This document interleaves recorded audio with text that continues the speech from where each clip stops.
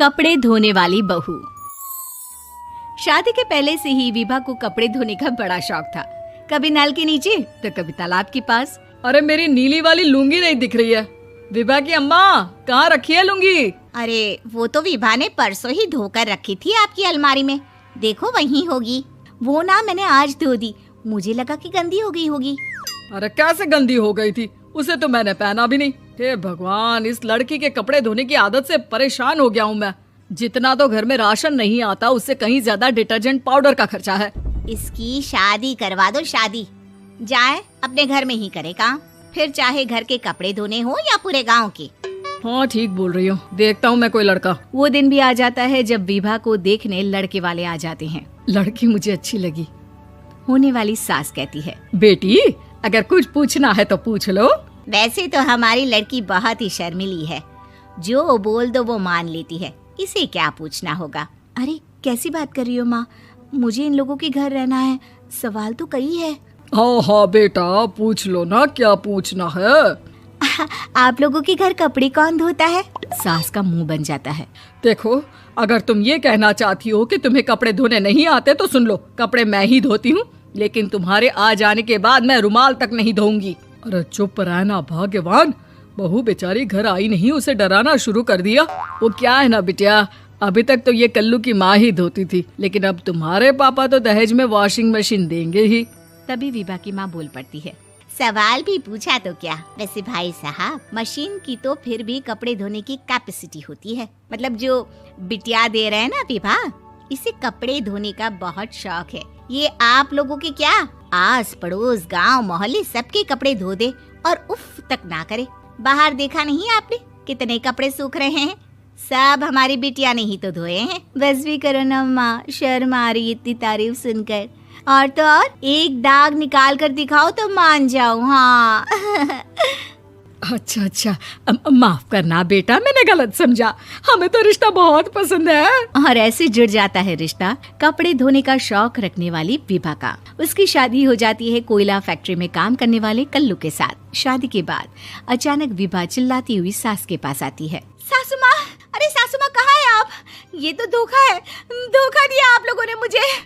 इसे ससुर के चक्कर के बारे में पता चल गया। अरे तो उसमें तुझे क्यों धोखा मिला है? अरे नल में पानी नहीं आता, कपड़े कैसे कब धुलेंगे? अच्छा अच्छा, तू पानी नहीं आ रहा उसकी बात कर रही है। तो आपने क्या सोचा? कुछ नहीं।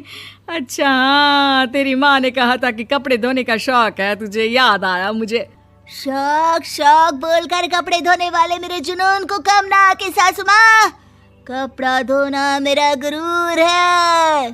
तभी पति भी वहाँ आ जाता है। अभी अभी मैंने इसे सनी देओल की फिल्म दिखाई है, उसी के डायलॉग मार रही है माँ। अच्छा सुन, साफ साफ बता रही हूँ, पानी सुबह 4 से 6 और शाम को 10 से 12 आता है, समझी?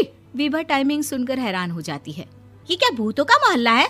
सुबह 4 बजे उठकर कौन कपड़े धोता है? 4 बजे टंकी में पानी जाता है, फिर सारा दिन धोना ना, किसने मना किया? अरे कैसी बात कर रही हैं? 200 लीटर की टंकी में कितने कपड़े धो लूंगी मैं, सुबह ही उठ जाऊंगी मैं। अब क्या था, विभा सुबह 4 से लेकर रात के 12 बजे तक कपड़े ही धोती रहती। एक रोज सास पड़ोस से निकलकर कहीं जा रही होती है कि साथ वाली कहती है, हाँ कल्लू की माँ, जरा ये बताओ कि 2 साड़ी है, 2 ब्लाउज और एक पेटीकोट और एक नाड़े वाला लंबा कच्छा। हाँ तो? अरे तो क्या, कितना लोगी धुलाई ये बताओ। धोबन दिख रहे हैं हम क्या? हमारे पति सरकारी नौकरी से अभी अभी रिटायर हुए हैं और बेटा सुपरवाइजर है कोयला फैक्ट्री में। धोबन समझ रखा है हमें। हाय रे कल्लू की अम्मा, माफ कर दो, वो तो मोहल्ले में यही सब बता रहे थे कि तुमने बहू को कपड़ा धुलवाने के काम में लगा दिया है। सास को पड़ोसन की बात सुनकर गुस्सा आ जाता है। वो घर पहुंचती है जहां घर के बाहर ही इतने सारे कपड़े सूख रहे होते हैं जितने कि किसी धोबन के घर पर। अरे ओ कल्लू की दुल्हन, बाहर निकल। माँ जी यहीं आ जाओ, बाथरूम में चादर धो रहे हैं हम। अरे अभी हम धोते हैं, तुमको बाहर निकलो। ये आस पड़ोस वाले बोल रहे हैं कि हम बहू से कपड़े धुलवा धुलवा कर उसे कपड़ा धोने वाली बना दिए हैं। अरे छोड़ो ना माँ जी, किन लोगों की बातों में आती हो? आस पास के लोगों का तो काम ही होता है कि वो किसी तरह सास बहू को लड़ा दे। बहू सारे घर के कपड़े धोती है, ये क्या कम है? बोलिए। सास को भी लग जाता है कि वो बहू का ये सनकीपन नहीं छुड़वा सकती, इससे अच्छा है कि खुद ही चुप हो जाए।